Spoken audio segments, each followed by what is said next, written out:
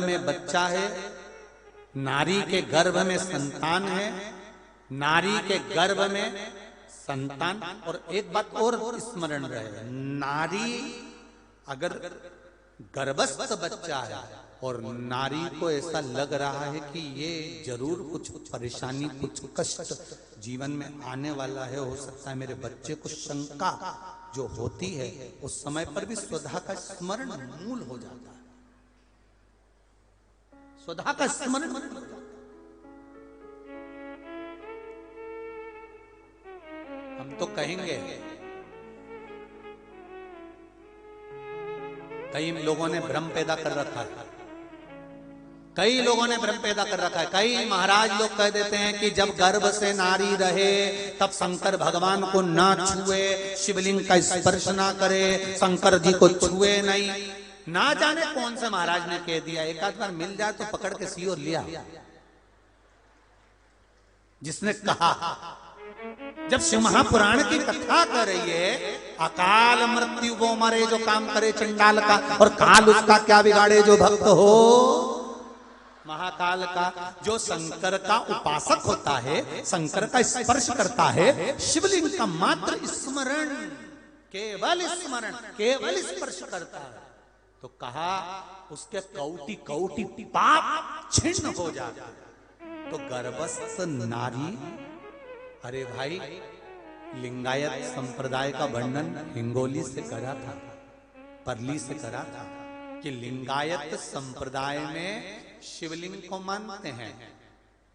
बच्चा गर्भ से जन्म लेता है, मां जब तक बच्चे को दूध नहीं पिलाती, जब तक उसका गुरु मंत्र नहीं हो जाता। उसको लिंगायत संप्रदाय के संत आकर जब तक गुरु मंत्र नहीं दे देते, तब तक नारी उसको दूध तक नहीं पिलाती। यहां तक वर्णन, विचार करिए जरा।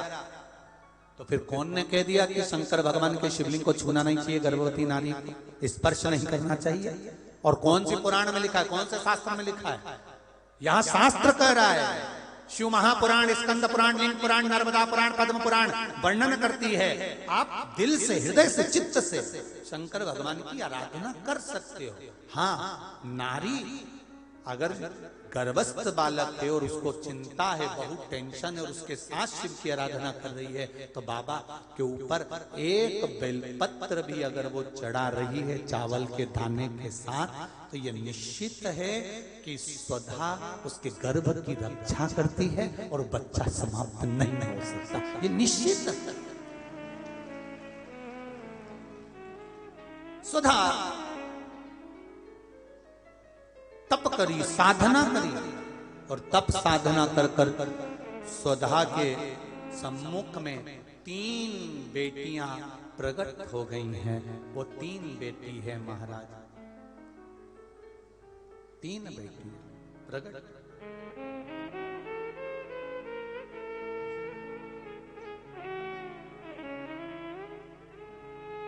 महाराज मैना, धन्या और कला, ये 3 बेटियों का प्रागट्य सम्मुख में हो गया। आप देखेंगे कल की कथा में कि मैना, धन्या, कला, इन तीनों के नाम से जिसको स्वप्न में सांप दिखते हों, मरे हुए व्यक्ति नजर आते हों, या घर में बार बार घात आ रही होती है, तो पितरों की 3 लड़कियां, मैना, धन्या और कला, इन तीनों के नाम से पीपल के पत्ते की बंदरवाल कैसे बांधी जाती है, जिससे घर में सांप भी नहीं निकलते, स्वप्न में सांप नहीं दिखते, और घर में कोई गलत कार्य नहीं होता।